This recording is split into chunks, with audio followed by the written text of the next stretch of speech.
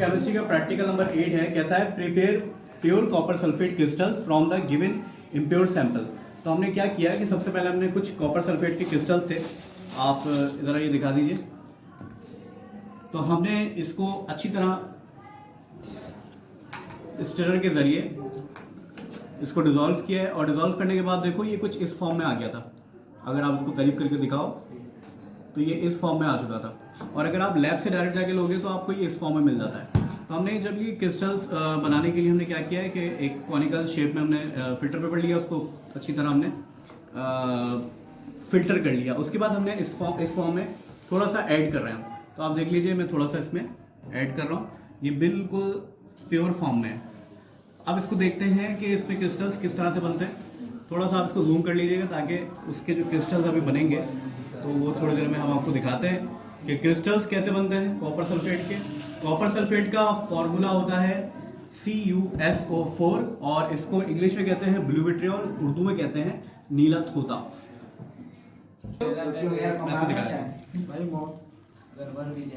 तो evaporation dish में ये थोड़ा सा आप करीब से दिखा देना। इवापोरेशन डिश में देखो, ये अब लास्ट इसके क्रिस्टल्स जो हैं जो कि जल रहे हैं, और अब इसके क्रिस्टल्स जो हैं वो फॉर्म होना शुरू हो गए कॉपर सल्फेट के।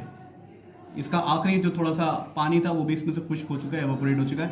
इसको इवापोरेशन डिश भी कहते हैं, चाइना डिश भी कहते हैं, इसे वायर गॉस कहते हैं, इसे ट्राइपॉड स्टैंड कहते हैं, इसे लैंप कहते हैं आप, और जो अंदर मौजूद है उसे केरोसिन ऑयल कहते हैं।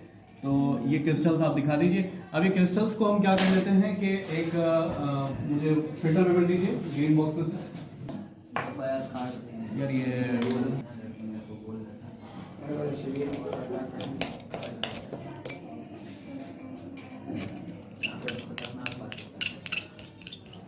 तो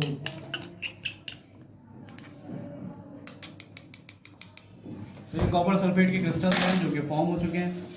तो यहाँ पर हमारा प्रैक्टिकल खत्म हो जाता है। ओके, देखिए क्लास 9 के प्रैक्टिकल नंबर 10 में मौजूद है demonstrate that temperature effect solubility. क्या टेम्परेचर इफेक्ट डालता है सॉल्युबिलिटी पर।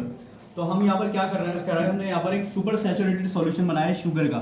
सुपर सैचुरेटेड क्या होता है वो मैं आप लोगों को बता दूं, जिसमें ग्रेटर अमाउंट ऑफ सॉल्यूट होता है, यानी चीनी की इतनी ज्यादा मिकदार होती है कि वो डिजोल्व नहीं हुई है। तो यहाँ पर चीनी डिजोल्व नहीं हुई है, और हमें जब सॉल्यूट को सॉल्वेंट में से अलग करना होता है तो हम क्या करते हैं कि हम यहाँ से एक saturated solution, super saturated solution बना के इसको थोड़ा सा बॉईल कर रहे हैं। इसको दिखा दीजिए, बॉईल हो रहा है, और यहाँ पर आप देख सकते हैं कि टेम्परेचर इंक्रीज हो रहा है। जब हमने यहाँ पर रखा था तो 20 था और अब ये 50 तक पहुंच चुका है। तो टेम्परेचर का जिस तरह से राइज हो रहा है, इससे पता लग रहा है कि इसको हीट सही मिल रही है, जेंटली मिल रही है। तो जैसे जैसे इसका टेम्परेचर बढ़ता जाएगा तो यहाँ पर ये डिसॉल्व होता जाएगा। लास्ट में इसके क्रिस्टल्स बन जाएंगे शुगर के, और शुगर के जो क्रिस्टल्स आते हैं वही इसका रिजल्ट होगा। यहाँ पर देख लीजिए, रिजल्ट में बताएगा the increase decrease in temperature effect the solubility of solute, यानी कि टेम्परेचर का इंक्रीज करना उसके डिसॉल्व होने पर इम्पैक्ट डालता है। Thank you.